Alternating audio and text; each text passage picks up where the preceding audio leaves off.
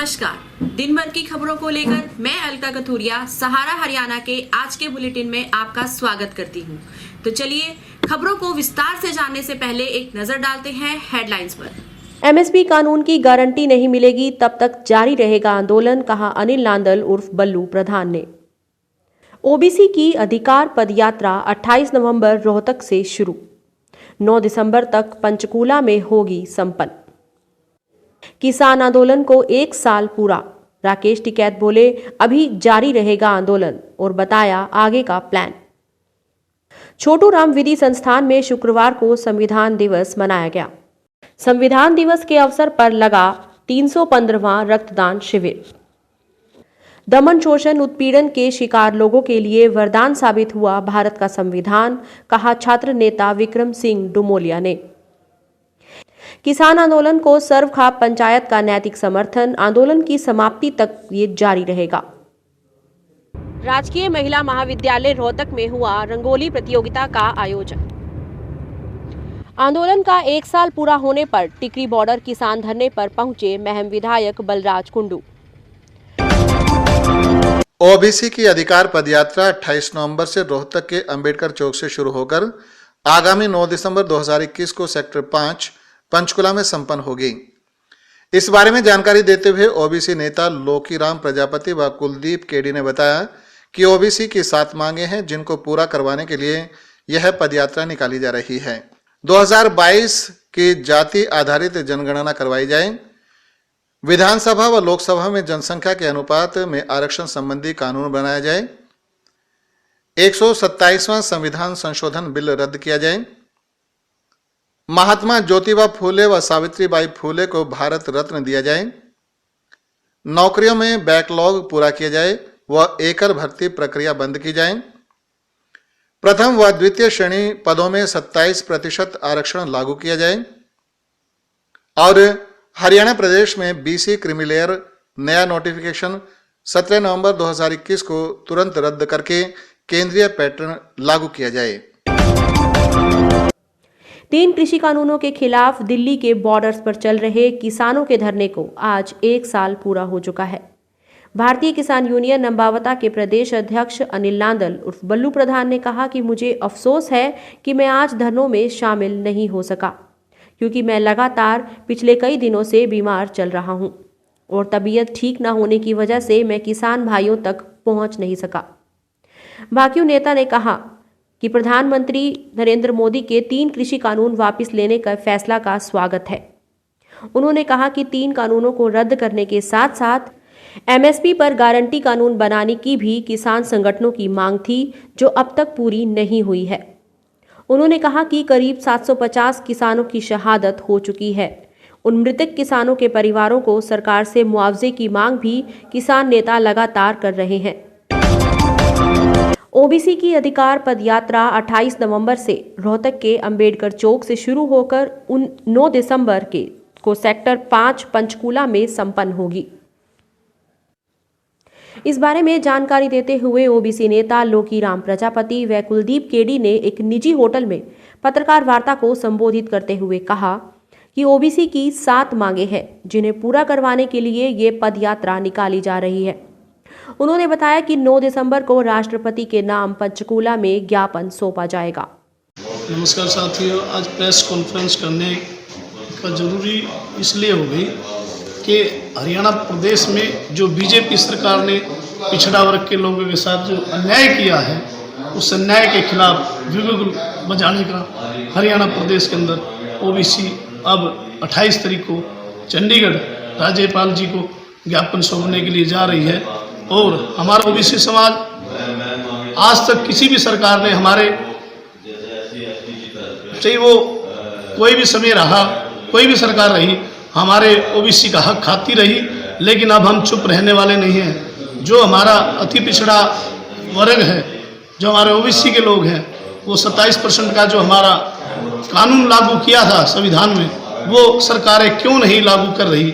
दूसरा ये जो क्रीमी लेयर का जो हम लोग कोर्ट से जो जीत चुके हैं और कोर्ट से जीतने के बाद भी ये बीजेपी सरकार और ये खट्टर सरकार वो लागू क्यों नहीं कर रही। उसके बावजूद जो हमारा 27% है राजनीति में, पंच से लेकर पार्लियामेंट तक, वो हमारे को राजनीति में हमारे को सरकारों ने वो लागू करना चाहिए। जब तक ये लागू नहीं करेंगे, चाहे वो नौकरियों में बैकलॉग हो, जब तक हम लोग चुप नहीं बैठेंगे, चाहे हमारे पूरे ओबीसी समाज को हम सरकार बनाने का काम करते हैं तो सरकार गिराने का भी काम कर सकते हैं। अगर जो बीजेपी वाले कहते हैं बीसी ओबीसी की वजह से हम सरकार में आए हैं, तो अब की बार हरियाणा सरकार के अंदर हरियाणा से बीजेपी को उखाड़ कर फेंकने का काम ये ओबीसी समाज करेगा। केंद्र के 3 नए कृषि कानूनों के विरोध में शुरू हुए किसान आंदोलन को 1 साल पूरे होने के बाद किसान नेता राकेश टिकैत ने कहा है कि एमएसपी सहित किसानों की सभी मांगें पूरी न होने तक आंदोलन जारी रहेगा। टिकैत ने कहा कि दिल्ली की सीमाओं पर उन्हें बैठे हुए 1 साल हो चुका है। सरकार ने तीनों काले कानूनों को वापस लेने की घोषणा भले ही कर दी है, लेकिन न्यूनतम समर्थन मूल्य समेत अन्य कई मुद्दों पर सरकार ने मौन धारण किया हुआ है। सरकार इन मुद्दों पर किसानों से कोई बात नहीं कर रही। जब तक किसानों की सभी मांगें पूरी नहीं होती, तब तक किसान दिल्ली की सीमाओं से हटने वाले नहीं हैं। टिकैत ने अपने आगे के प्लान के बारे में बताते हुए कहा कि 27 नवंबर को संयुक्त किसान मोर्चा की बैठक है और उस बैठक में सभी मुद्दों को रखा जाएगा, जिसके बाद किसानों के आंदोलन की आगे की रणनीति तय होगी। उन्होंने कहा कि 29 नवंबर को किसान संसद के सामने ट्रैक्टर मार्च निकालेंगे और अब किसान शांत बैठने वाले नहीं हैं,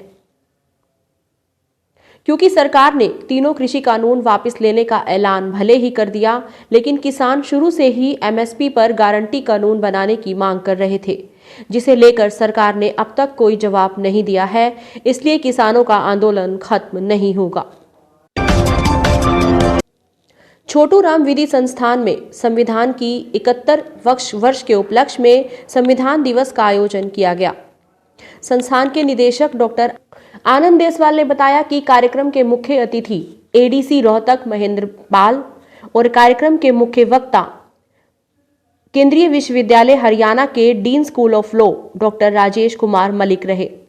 कार्यक्रम की शुरुआत डॉक्टर भीमराव अंबेडकर के चित्र पर पुष्प अर्पित करके और दीप प्रज्वलित करके की गई। निदेशक डॉक्टर आनंद देसवाल ने संस्थान की तरफ से मुख्य अतिथि और मुख्य वक्ता का स्वागत किया और आज के दिन के महत्व के बारे में बताया। क्या चाहिए? इंग्लिश, हिंदी, हरियाणवी?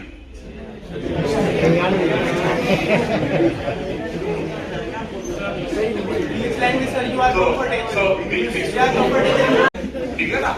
तो उसके हिसाब से मैंने कहा था ना कि भाई जो है हेजिटेशन निकाल ली तो जो है आपने आधे से ज्यादा लड़ाई जीत ली। गलत और ठीक का तो डिसीजन दूसरे के हाथ में होता है। आप सारे लीगल फील्ड से हो।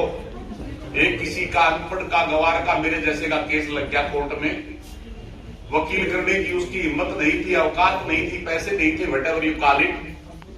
तो जो है दूसरी पार्टी ने बहुत अच्छा सा वकील कर रखा था, तो वो तो अपने हिसाब से तनातन अंग्रेजी भी बोले, हिंदी भी बोले, और ये बेचारा अपने जो शनाख्ता था अपने सब्जेक्ट से रिलेटेड, मैटर से रिलेटेड वो बोले। तो वो जज साहिबा थी, फीमेल जज थी, वो उससे तंग होगी। उसने कहा कि आप जो है ना अगली डेट पर अपना वकील करके लाना। वो चला गया। अगली डेट पे फिर आया, वकील कैसे करता, पैसे नहीं थे करने के लिए। तो अगली डेट पे आके फिर उसने ऐसे ही बोलना शुरू कर दिया और वो इरिटेट होकर कहने लगी, मैंने पिछली डेट पे भी आपको कहा था, आप क्या बोल रहे हैं, मुझे कुछ समझ में नहीं आ रहा। और वो बेचारा फिर पूरा मासूम सा चेहरा करके कि मैडम अगर आपको समझ में नहीं आ रहा तो वकील आप करो। संविधान दिवस के अवसर पर अधीक्षक डाकघर रोहतक मंडल ने श्रीमद शंकरा स्वामी विश्वदेवानंद तीर्थ धर्मार्थ ट्रस्ट के सहयोग से 315वें रक्तदान शिविर का आयोजन किया। इस शिविर में डाकघर के स्टाफ सदस्यों ने और आम जनता ने बढ़ चढ़कर भाग लिया और 55 यूनिट रक्त का संकलन किया गया, जिसमें ऐसे अनेकों लोग शामिल थे जिन्होंने पहली बार रक्तदान करके पुण्य कमाया। अधीक्षक डाकघर रोहतक मंडल द्वारा संदेश दिया गया कि ये हमारे लिए गर्व की बात है कि जिस संविधान के लिए हमारे स्वतंत्रता सेनानियों ने अपने रक्त का बलिदान दिया, उसी महत्वपूर्ण दिन पर रक्तदान शिविर में रक्तदान करके हम सबको गौरवान्वित महसूस करना चाहिए। डॉक्टर अंबेडकर मिशनरीज विद्यार्थी एसोसिएशन द्वारा बाबा साहिब डॉक्टर अंबेडकर को नमन करके उनके चित्र पर पुष्प अर्पित करके संविधान दिवस की सभी देशवासियों को और प्रदेशवासियों को बधाई दी। साथ ही छात्र नेता विक्रम सिंह डुमोलिया ने विश्व के सर्वश्रेष्ठ संविधान को देश के लिए एक धरोहर बताया। संविधान दिवस पर सभी देश और प्रदेशवासियों को बधाई और शुभकामनाएं देकर सभी को इनका सम्मान करने का आग्रह किया, क्योंकि इसके द्वारा निर्मित कानून के कारण हम सुख की नींद सो पाते हैं। छात्र नेता अमित कुमार नरवाल ने कुलपति प्रोफेसर राजबीर सिंह लोहान को पत्र लिखकर बाबा साहिब अंबेडकर की आदमकद प्रतिमा बनाने के आश्वासन को भी कहा कि इसे गति दें और सभी प्रकार की सुरक्षा को ध्यान में रखकर इसका निर्माण जल्द करवाया जाए। महर्षि दयानंद विश्वविद्यालय में बाबा साहब डॉक्टर अंबेडकर को श्रद्धा सुमन अर्पित करते हुए आज हमने महर्षि दयानंद विश्वविद्यालय के कुलपति प्रोफेसर राजबीर सिंह लोहान जी से पुनः आग्रह किया है। उन्होंने कमिटमेंट की है कि वे बाबा साहब डॉक्टर अंबेडकर की आदमकद प्रतिमा बनाई जाएगी। कोविड-19 के कारण कुछ हम समझते हैं कि भाई ये मामला डिले चल रहा था। आज हम पुनः पत्र लिखकर उनसे निवेदन कर रहे हैं कि भाई संबंधित अधिकारी को उचित दिशा निर्देश देकर सभी प्रकार की सुरक्षा का दृष्टिकोण रखते हुए बाबा साहब डॉक्टर अंबेडकर की जो प्रतिमा बननी है उसके कार्य में गति प्रदान करें, संबंधित अधिकारी को उचित दिशा निर्देश जारी करें।